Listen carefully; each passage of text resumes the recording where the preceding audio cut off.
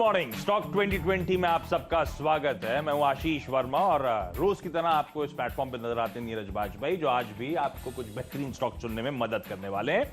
तो इस मैच की शुरुआत दरअसल आज की पिच रिपोर्ट के साथ कर लेते हैं। कैसी पिच पे आज हमें ये 2020 का मुकाबला खेलना है। तो एक बार जरा डायरेक्टर साहब अमेरिकन मार्केट स्क्रीन पर लेकर आइएगा। और अमेरिकन मार्केट्स में जो मोमेंटम है वो अभी भी इंटैक्ट आपको नजर आएगा। फ्लैट से हरे निशान के साथ वहां पे कामकाज हो। तो डाउ देखिए एग्जैक्टली फ्लैट था, नैस्डैक मजबूत काफी ज्यादा, एसएनपी में भी मजबूती, तो 1/4 से आधे % की मजबूती उन मार्केट्स में देखने को मिली है। तो मोमेंटम स्ट्रांग बना हुआ है और हमारे इंटरनल रिपोर्ट कहती है कि एफआईआईज के फ्लोज अभी भी पॉजिटिव हैं। हाँ, ये जरूर है कि घरेलू संस्थागत निवेशकों की बिकवाली हावी हो रही है, तो नेट इंस्टीट्यूशनल फिगर इस समय थोड़ा सा निगेटिव होता हुआ, इसीलिए आपने देखा कल ऊपरी स्तरों से थोड़ी सी प्रॉफिट टेकिंग और इसलिए आपने देखा कुछ वोलेटिलिटी से हमें जूझना पड़ा था कल के सेशन में। लेकिन नीरज जी, आज वो पिच देखकर ग्लोबली मूड कैसा है ये समझाएं, और क्या लगता है आप पिच देख के बैटिंग करने के मूड में कि बॉलिंग को तरह है? नहीं, मैं तो बैटिंग पे ही हूं। देखिए, पिच को थोड़ा समझ लीजिए आप। 10 के 10 बल्लेबाज होंगे तो गेंद कौन करेगा जब मेरी बैटिंग आएगी? आप करोगे ना? मैं ही करूँ, मैं ही भाग को उधर जाऊं? नहीं, क्योंकि बॉलिंग और बैटिंग एक साथ ही होती है। अच्छा, वो ऑलराउंडर्स टाइप है। हाँ, मतलब करेंगे एक साथ करें तभी होगा। हाँ। ग्लोबल मार्केट को इसलिए समझना जरूरी है क्योंकि अगर आप खाली ये देखेंगे कि इम्पीचमेंट हो रहा है, मार्केट फ्लैटिश है, तो आप उसकी रियल पिक्चर नहीं समझ पाएंगे। रियल पिक्चर ये है कि वहाँ पे जो पॉलिटिकल डेवलपमेंट हो रहा है वो बहुत ही लोकल है, जो वहाँ के पॉलिटिक्स को इम्पैक्ट करेगा, वहाँ के मार्केट को इम्पैक्ट नहीं करेगा। मार्केट का जो सबसे बड़ा ट्रिगर इस समय है वो ये है कि एक बड़ा पैकेज आना है, एक स्टिमुलस मिलना है, उसका होप ट्रेड तब तक बना रहेगा जब तक आ नहीं जाता। अब उसके बीच में बाधा क्या है? ट्रम्प का इम्पीचमेंट, जिसमें हाउस ऑफ रिप्रेजेंटेटिव्स ने अप्रूव कर दिया। अब उसमें डिबेट होगी, पास होगा, सब होगा, फिर ये सीनेट में जाएगा। तो ये एक पॉलिटिकल प्रोसेस चलेगा। इसकी वजह से हो सकता है कि बाइडेन साहब के इनॉग्रेशन तक डिले हो जाए या उसके बाद भी डिले हो जाए। ये एक साइड में रखिए। दूसरी तरफ आप देखिए कि जो इंटरनल डेटा है मार्केट इकोनॉमी के, उसमें कोई दिक्कत नहीं है, तो इसलिए मार्केट होल्ड करके चल रहा है। और ब्रॉडर मार्केट में आप देखिए स्मॉल कैप जो रसेल इंडेक्स है उसमें तेजी है। दो चीज़ें और ध्यान रखनी है आपको। एक तो चाइना से आज बहुत सारे डेटा आने हैं जो वहाँ की इकोनॉमी के अंतर्गत, तो एशिया में उसका इम्पैक्ट आता है, और मेटल खास तौर पे। जापान में क्योंकि वो सेकेंड वेव पैंडेमिक थी, तो उन्होंने अपनी सारी फ्लाइट 7 फरवरी तक बंद कर दी हैं। और ये कंसर्न है क्योंकि जो बीज बुक का रिपोर्ट आई, बीज बुक मतलब अमेरिका के जो 50 स्टेट हैं उनकी आर्थिक स्थिति का एक रिपोर्ट होती है जो फेड वहाँ जारी करता है। उसमें ये कहा गया है कि रिकवरी पाथ पे है इकोनॉमी, मॉडरेट रिकवरी है, इसको फेल करा सकता है अगर और स्टिमुलस दिया जाए तो ये एक तरीके से सरकार के पाले में बॉल डाली गई कि अभी इन्फ्लेशन उस रेट पर नहीं पहुंचा है कि आपको चिंता करनी चाहिए। तो ये मिक्स व्यू है, इसलिए मैं कह रहा हूँ इसको समझने की ज़रूरत है, एकदम से इस पर रिएक्ट करने की ज़रूरत नहीं है। तो इसलिए मार्केट के व्यूज़, मुझे ग्लोबल व्यूज़ अच्छे लग रहे हैं। और जो भारत के रिजल्ट्स आ रहे हैं रिजल्ट सीजन में, तो वो तो तोड़फोड़ आ रहे हैं। ये बात सही है। रिजल्ट सीजन हर तरह की कंपनीज के अच्छे नंबर्स, चाहे वो बैंक्स हों, आईटी कंपनीज हों, लिकर कंपनीज हो, तो दिखा रहा है कंजम्पशन डिमांड भी कितनी अच्छी हो रही है। तो ये तो सच है, नंबर्स अब तक के तो बहुत ही स्ट्रांग है, तो बाजार को सरप्राइज कर रहे होंगे और लकीली वो फंडामेंटल्स वैल्यूएशंस को जस्टिफाई करने की कोशिश कर रहे होंगे। और दूसरा मेरे लिए बड़ा इंपॉर्टेंट हो जाता है, अब तो मेरे ख्याल से 12 या 11 ट्रेडिंग सेशंस रह गए बजट के लिए। और निर्मला मैम का कहना है नेवर बिफोर लाइक, तो उससे बड़ी होप जाग जाती है कि कुछ बड़ा होगा। अब हो ना हो, लेकिन ये आपको क्या कहते हैं, वो बिकवाली, वो डाउनसाइड रिस्क को प्रोटेक्ट करता है। इसीलिए मैं मानता हूं खरीदारी करने की शुरुआत होगी।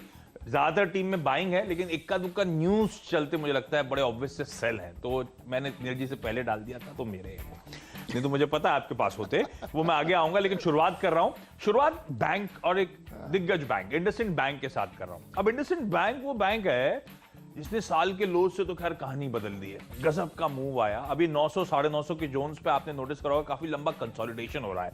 जब बैंक्स आउट परफॉर्म भी कर रहे थे, कंसोलिडेशन के मोड में चल रहा है।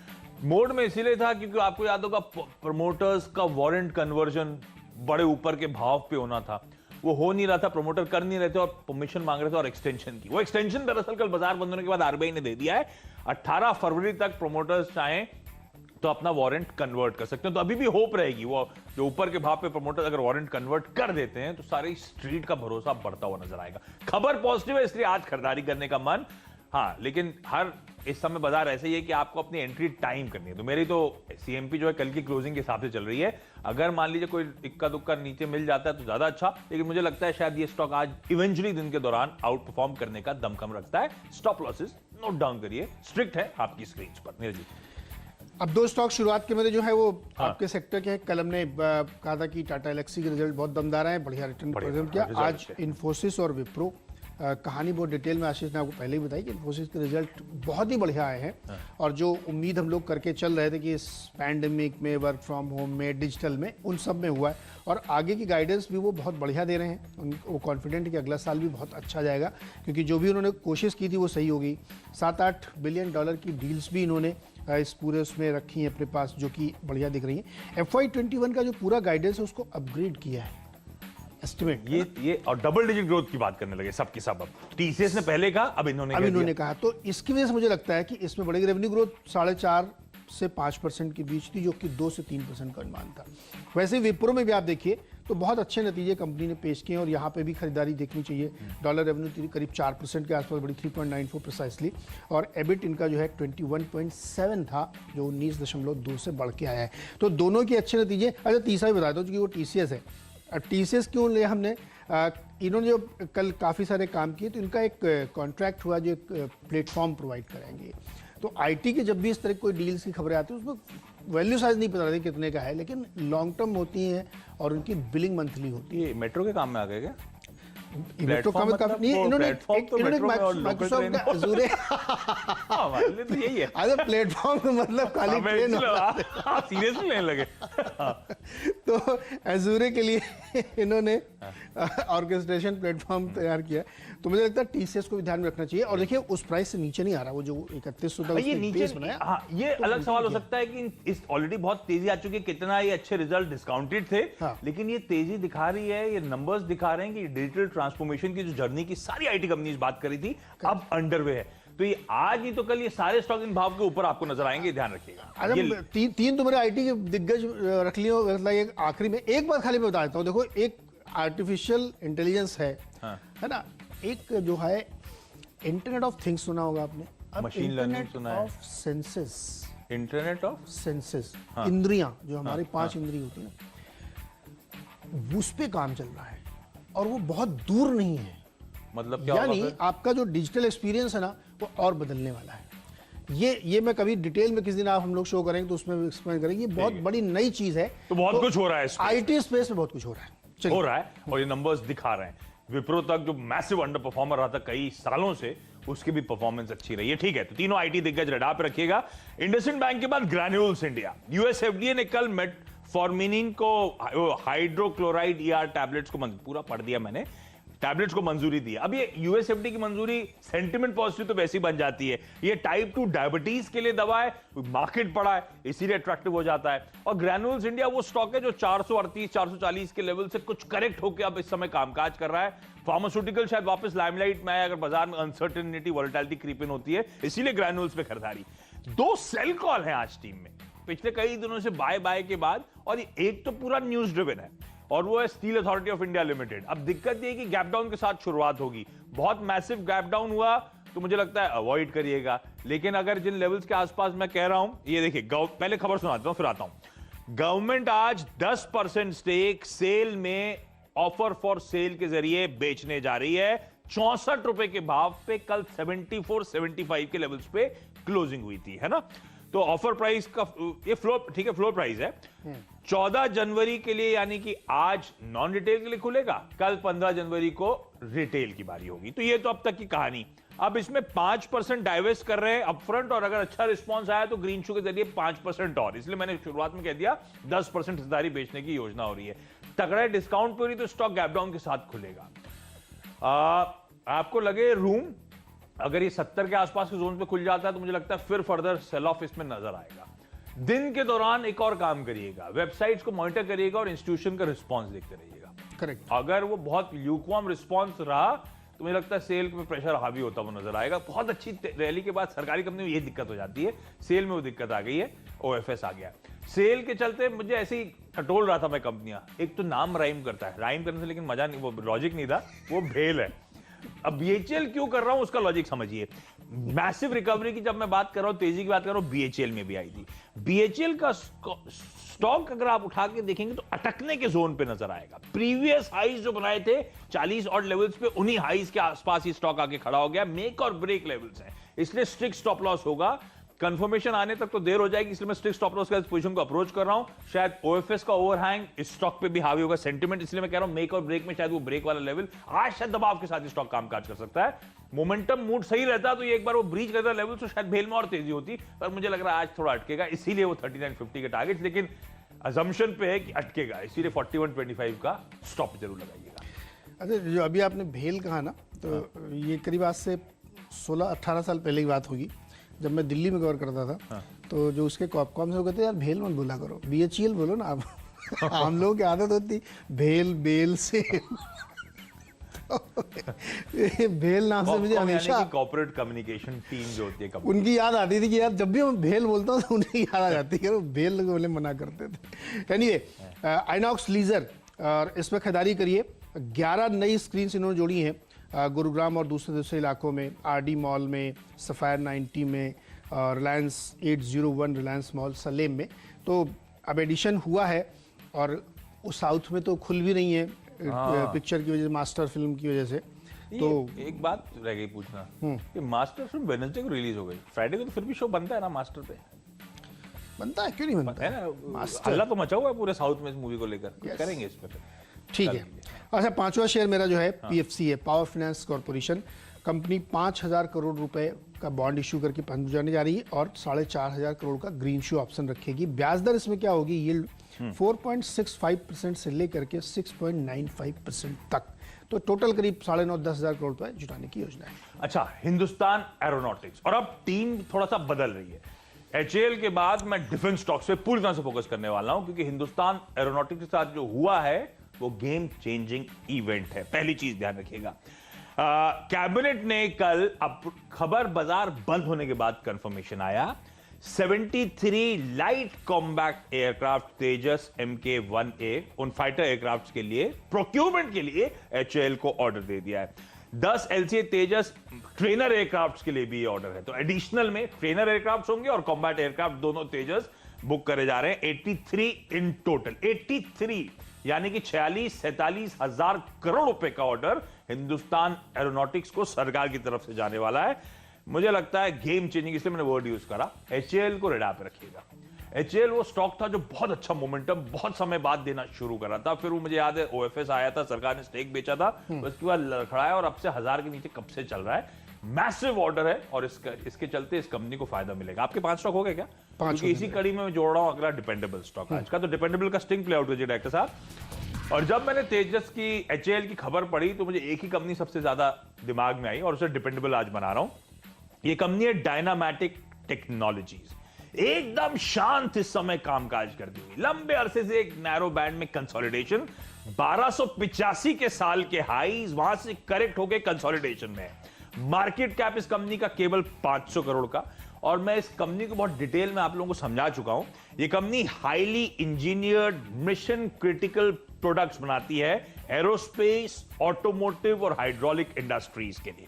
यह वो कंपनी है जिसका भारत और यूरोप में मैन्युफैक्चरिंग है, 6 कॉन्टिनेंट्स में प्रेजेंस है। अब नाम समझिए कंपनियों के, एयरबस के लिए, बोइंग के लिए, आपने बेल हेलीकॉप्टर्स का नाम सुना होगा। बेल वो कंपनी उन सब के लिए मिशन क्रिटिकल इक्विपमेंट्स बनाती है, उन सब की कंपोनेंट सप्लाई का काम ये डायनामैटिक टेक्नोलॉजीज करती है। पर इसका क्या लेना है एचएएल के ऑर्डर से?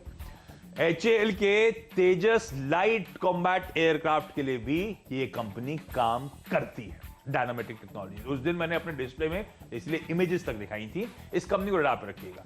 बहुत अच्छा मूव आया था बताने के बाद, वापस करेक्ट हुआ है। मुझे लगता है ये स्टॉक अच्छे लेवल्स पे खड़ा हुआ है, ट्रेड लिया जा सकता है 830 के लेवल्स। मेरा डिपेंडेबल है ओएनजीसी, और कल भी इसको टीम में शामिल किया था और हमने आपसे कहा था कि ऑयल की जो मजबूती है वो अभी चलेगी, लगातार चलेगी। तो उसका फायदा किसको होगा? ओएनजीसी, ओआईएल, एचओईसी जो ऑयल एक्सप्लोरेशन के बिजनेसेस में है। और ये स्टॉक लगातार देखिए आप, चूंकि एफएनओ का है इसलिए धीरे धीरे चलता है और ये लगातार ऊपर के 105 के लेवल पे अभी भी ट्रेड कर रहा है, क्योंकि क्रूड में कहीं भी नरमी के संकेत अभी तक नहीं दिख रहे हैं और ये अभी और ऊपर जाएगा। तो जितना क्रूड ऊपर जाएगा उसका फायदा इसको मिलेगा, क्योंकि हाईली अंडरवैल्यूड स्टॉक है और इसमें बहुत ज़्यादा एसेट अंडर ओन्ड है, तो हमें लगता है यहाँ पे अभी भी तेजी की गुंजाइश रखनी चाहिए। 114 का टारगेट लेके ओएनजीसी में खरीदारी करके चल सकता है। तो एक छोटा सा ब्रेक ले लें यहाँ पे। हाँ बिल्कुल। ब्रेक से लौट के आते हैं तो आपको बताएंगे फ्री हिट और पिंच हिटर्स।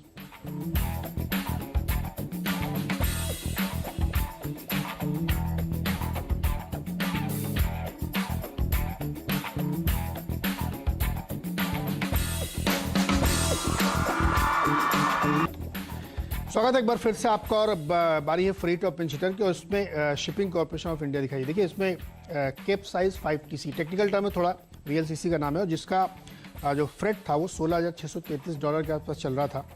ये नवंबर दिसंबर की बात है। जनवरी में इसका भाव हो गया है $21,131। इस तरीके के फ्रेट चार्जेस बढ़े, मोटे तौर पे भाड़ा बहुत तेज़ी से बढ़ा है, और कई जगहों पे अगर आपको एडवांस में चाहिए तो प्रीमियम देना पड़ रहा है लोगों को। ये ग्लोबल सिनेरियो आपको मैं बता रहा हूँ। तो जो बाल्टिक इंडेक्स आप जाके देखेंगे तो आपको वहाँ पे बहुत फ्रेट चार्जेस बढ़ते हुए दिखेंगे। तो भारत में चूंकि यही सबसे बड़ी कंपनी है, इन्हीं के पास सबसे ज़्यादा वेसल्स हैं, तो यहाँ पे इनको गेन होगा। और सेम चीज़ जी शिपिंग के लिए, क्योंकि 2 ही शिपिंग कंपनियाँ ठीक ठाक दिखती हैं जहाँ पे एक फ्रेट का बड़ा फायदा इनको होगा, खरीदारी करके चले। हाँ, VLCC यानी वेरी लार्ज क्रूड कंटेनर्स, वो मैसिव कंटेनर्स। ठीक है, 2 और स्टॉक, दोनों सरकारी, और सरकारी में मैंने सेल भेल में शायद प्रेशर हावी हो इसकी बात करी थी, लेकिन बाकी सरकारी जो डिफेंस रिलेटेड है, पता नहीं आज मुझे लग रहा है वो HAL बहुत बड़ा गेम चेंजिंग इवेंट है, और इससे मेरी होप जाग रही है कि यूनियन बजट में डिफेंस रिलेटेड आउटलेज कुछ ना कुछ पॉजिटिव सरप्राइज करने चाहिए। तो सब मिलाकर 2 सरकारी कंपनीज, पहला फ्री हिट के तौर पे भारत डायनेमिक्स। ये कंपनी आपने नोटिस नहीं करी होगी, शायद 480 के हाई से ₹150 नीचे इस समय आपको अवेलेबल है। तो भारत डायनेमिक्स में शायद खरीदारी करने के मौके हो सकते हैं।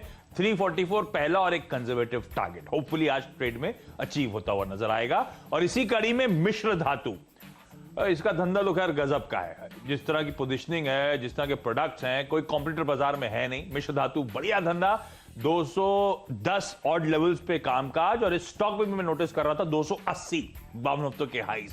तो ये दोनों ही स्टॉक वो डिफेंस रिलेटेड प्लेस, सरकारी कंपनीज जो अच्छे खासे ऑफ हाईज इस बीच में कामकाज करती हुई नजर आई थी। स्पेसिफिकली इसीलिए मुझे लगता है रिस्क रिवॉर्ड इन लेवल्स पे इन स्टॉक्स में कंफर्टेबल हो गया। तो मार्जिन ऑफ सेफ्टी नजर आती है, बजट सामने, और HAL का अनाउंसमेंट सबसे इंपॉर्टेंट। ट्रेडिंग बेट दोनों के लेवल्स और स्टॉप लॉसेस आपकी स्क्रीन पर। क्विकली छोटा सा ब्रेक के उस पार हम दोनों के पावर प्ले वाले वो 2 स्टॉक्स लेकर आएंगे।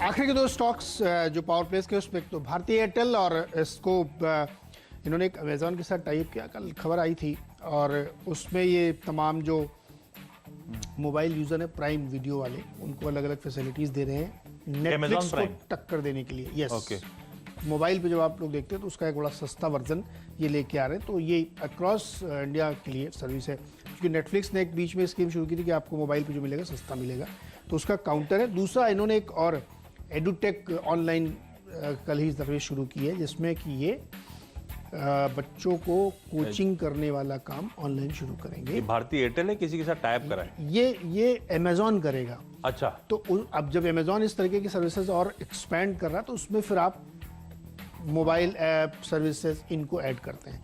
तो इसलिए भारतीय एयरटेल में खरीदारी करके चलें। और आखिरी शेयर है HCL टेक। 4 दिग्गज आप टीम में हो गए, और इसके भी रिजल्ट आने हैं, आप कह रहे हैं बहुत शानदार आएंगे।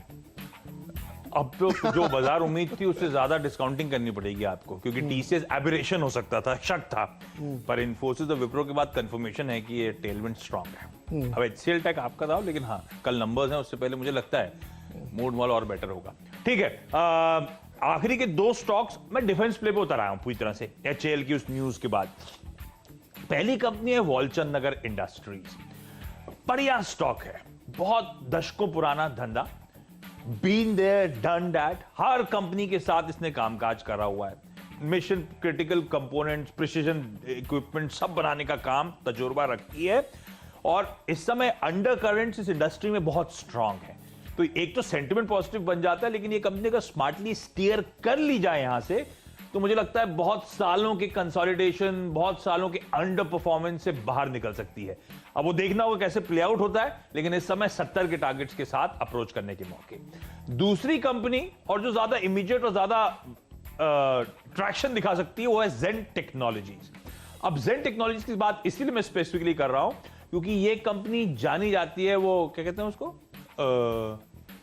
Simulation devices. तो सिमुलेशन डिवाइसेस मतलब कि हम तेजस में बैठने से पहले, तेजस की इवन वो ट्रेनर एयरक्राफ्ट में बैठने से पहले सिमुलेशन एक्सरसाइजेस के थ्रू जाते हैं, है ना। उससे पहले हम अडेप्ट करते हैं उसको टेक्नोलॉजी को, और उसके बाद हमने तो इतना महंगा प्लेन गिर जाएगा तो बहुत नुकसान हो जाएगा देश का। तो जेन टेक्नोलॉजी सी कंपनी उस तरह के धंधे में है, सिमुलेशन एक्सरसाइजेस प्रोवाइड करती है, वो मशीन्स प्रोवाइड करती है, वो एक्सपीरियंस प्रोवाइड करती है। तो कंपनी का धंधा अच्छा, रिटर्न रेशियोज में देख रहा था 30% प्लस के, एक डिफेंस कंपनी जिसके 30% प्लस के रिटर्न रेशियो, एनुअल रिपोर्ट खोलिएगा जाके देखिए फाइनेंशियल्स में क्या ट्रेजेक्टरी बदली है इस कंपनी ने। और हम आत्मनिर्भर की बात कर रहे हैं, आत्मनिर्भर भारत की, सेल्फ डिपेंडेंस की। तो मुझे लगता है ये जेन टेक्नोलॉजी उस लिहाज से लाइमलाइट में आएगी। इतना तगड़ा 45-46 हजार रुपए का तेजस का प्रोक्योरमेंट, जेन टेक्नोलॉजीज जो स्टिमुलेशन डिवाइसेस प्रोवाइड करती है, इसको भी रडार पर रखना। अब आएगा नहीं आएगा ऑर्डर मुझे नहीं पता, लेकिन बड़ा ऑब्वियस सा बेट नजर लग रहा था मुझे सेंटिमेंट्स के लिहाज से। आज शायद अच्छे मूव्स ये स्टॉक दिखाता हुआ नजर आए। मेरी 10 की टीम आपकी स्क्रीन पर, आज 2 गेंदबाज भी हैं, कुछ पसंद आ रहा है क्या? HL इतना बड़ा अगर ऑर्डर है तो गेम चेंजिंग, तो फिर गेम चेंजर है। और HL हाई बीटा बिहेवियर है, अगर इस तरह के ऑर्डर्स आते हैं तो उसमें बहुत तेज मूवमेंट देखने को मिलता है। तो मुझे लगता है कि इसमें तेजी बनेगी और जो आप लक्ष्य दे रहे हैं आसानी से हासिल होंगे। मेरी टीम देख के बताइए आपको उसमें क्या पसंद है। ओके, आपके तो 10 के 10 बल्लेबाज थे और मुझे इस समय बहुत वैल्यू, खैर जब गिरा था 60 रुपए में पहुंचा था, ONGC में नजर आती थी। और अभी भी मोमेंटम पकड़ने के बावजूद भी आप भी जानते हैं किस तरह की वैल्यू, अभी भी एमिडेड वैल्यू स्टॉक में है। और क्रूड पे नीरज जी का आजकल के तक के क्लेम्स तो एकदम टकाटक रहे हैं। तो मेरे मॉर्निंग कॉल में $60 के पार जाने की तैयारी हो रही है, तो मुझे लगता है अभी भी सेंटीमेंट ऑफ पॉजिटिव साइड ही देखने को मिलेगा। ये स्टॉक अभी भी अट्रैक्टिव है, तो किसी भी डिप्स में इन लेवल्स के आसपास एक्यूमुलेट करने के मौके कंफर्ट देता है, इसलिए ONGC वो स्टॉक है जिस पे दाव लगाने की सलाह। 10 की टीम क्विकली मेरी स्क्रीन पे ले आइएगा। तो 10 में से आज 2 गेंदबाज, बाकी पूरी खरीदारी करने का मूड। तो पहले खबरों के साथ शुरुआत करी थी। इंडसइंड बैंक, जहां पे प्रमोटर्स के वो जो वारंट कन्वर्जन की तारीख एक्सटेंड करने की डिमांड करी थी, मंजूरी मिल गई है। 18 फरवरी तक एक्सटेंशन पॉसिबल है। स्टॉक कंसोलिडेट कर रहा था, इसीलिए अंडर परफॉर्म कर रहा था। आज खबरें हैं तो शायद अच्छा आउट परफॉर्मेंस दिखा सकता है। ग्रैन्यूल्स इंडिया करेक्शन के साथ कामकाज कर रहा है, ऑफ हाइज है। यूएस FDA से टाइप 2 डायबिटीज की एक ड्रग को मंजूरी मिलना पॉजिटिव हो जाता है। सेल, बट ऑब्वियसली चॉइस थी कि आज बिकवाली का कॉल होगा। मेरा मानना है अगर कम गैप डाउन होता है तभी बिकवाली इनिशिएट करिएगा, लेकिन हो सकता है आज अच्छे खासे प्रेशर के साथ शुरुआत हो। बहुत ज्यादा प्रेशर आ रहा हो, अवॉइड कैटेगरी में होगा, क्योंकि सरकार का OFS आ रहा है 74 का स्टॉक, 64 के भाव पे OFS का फ्लोर प्राइस, दबाव तो बड़ा लाजमी है। भेल मेरे ख्याल से रब ऑफ हो सकता है सेल का, लेकिन ये स्टॉक जिस जंक्शन पे खड़ा हुआ है, जंक्चर पे खड़ा हुआ है, लग रहा था मेक और ब्रेक लेवल, और इस खबरों के चलते मुझे लगता है शायद कुछ प्रॉफिट टेकिंग अच्छे मूव्स के बाद भेल में क्रीप इन हो। HAL 83 तेजस एयरक्राफ्ट का game changing order 47-46,000 crore rupees का, ये स्टॉक अच्छा मूव दिखाएगा। और उसके बाद पूरी टीम उसी से कनेक्टेड है। डायनामैटिक टेक्नोलॉजीज जो तमाम ग्लोबल एविएशन दिग्गजों को सर्व करती है और उसके अलावा HAL के तेजस प्रोग्राम का हिस्सा है, इस कंपनी को रडार रखिएगा। मिश्र धातु और साथ साथ भारत डायनामिक्स, 2 सरकारी defence companies of high trade कर रही हैं। मार्जिन ऑफ सेफ्टी बेहतर है, रिस्क रिवॉर्ड फेवरेबल है, इसीलिए खरीदारी करने का कॉल। और फाइनली 2 थोड़े से और हाई बीटा वाले स्टॉक्स कह लीजिए लेकिन अट्रैक्टिव, वॉलचंद नगर इंडस्ट्रीज और जेन टेक्नोलॉजीज खास तौर पे क्योंकि सिमुलेशन डिवाइस प्रोवाइड करती है। मुझे लगता है ये स्टॉक भी आज अच्छा परफॉर्म करेगा। मेरी टीम लाई स्क्रीन पे और उसमें IT पे आज फोकस किया। कल 2 नतीजे जो आए इन्फोसिस और विप्रो के, वो बहुत ही बेहतरीन थे। TCS में नतीजे तो अच्छे थे ही, पहले आ चुके हैं, लेकिन कल एक खबर भी आई कि अजूर के लिए एक प्लेटफॉर्म रेट किया और साथ ही HCL टेक्नोलॉजीज के रिजल्ट्स आने हैं। तो चारों दिग्गज IT कंपनीज फोकस में किया है। आइनॉक्स लीजर ने अपने इस पोर्टफोलियो में 11 और स्क्रीन्स जोड़ी हैं। PFC करीब 10,000 करोड़ रुपए जुटाने जा रहा है। ONGC बहुत ही अंडर वैल्यूड है और अभी लगातार इसमें तेजी बनती हुई दिख रही। क्रूड की मजबूती का फायदा मिल रहा है। फ्रेट चार्जेस बहुत बढ़ गए हैं ग्लोबली, तो उसका फायदा SCI और GE शिपिंग को मिलेगा। और भारतीय एयरटेल ने एक टाइप किया है अमेजॉन के साथ, जो अमेजॉन अपने उस पर प्राइम वीडियो सस्ते दरों पे प्रोवाइड कराएगा। तो मुझे लगता है टीसीएस पे 6 रुपए का एक्स डिविडेंड का एडजस्टमेंट होना है, तो उससे घबराइएगा नहीं आप। मुझे लगता है कि जो लोग इसलिए मैंने बता दिया, हाँ, 6 रुपए का एक्स डिविडेंड एडजस्टमेंट होगा तो नीरज जी का कॉल के हिसाब से उसको एडजस्ट कर लीजिएगा। हाँ करेक्ट। तो ये पूरी टीम है, खरीदारी करके चलना चाहिए।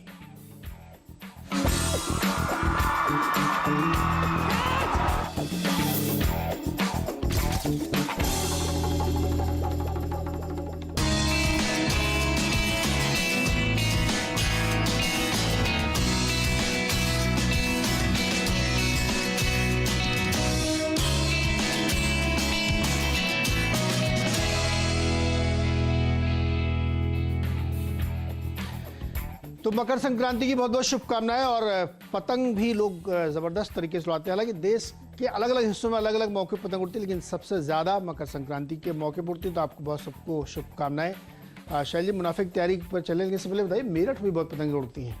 बिल्कुल नीरज जी, आपको शुभ प्रभात। आशीष जी, आपको गुड मॉर्निंग। जितने भी हमारे साथ दर्शक जुड़ रहे हैं उनको मकर संक्रांति की शुभकामनाएं। वीरेंद्र जी, आपको भी। आपने बिल्कुल सही फरमाया नीरज जी, मेरठ में भी बहुत ज़बरदस्त पतंग उड़ती है, लेकिन वो बसंत के दिन उड़ती है। अलग अलग प्रांत और भांति भांति त्यौहार आपको देखने को मिलते हैं, लेकिन आज बहुत ही अच्छा त्यौहार आप उड़ा है। लेते हैं पतंग?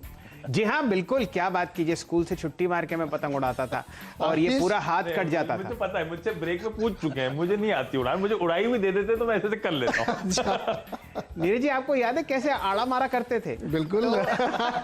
दोहरा मारते थे। बिल्कुल बिल्कुल।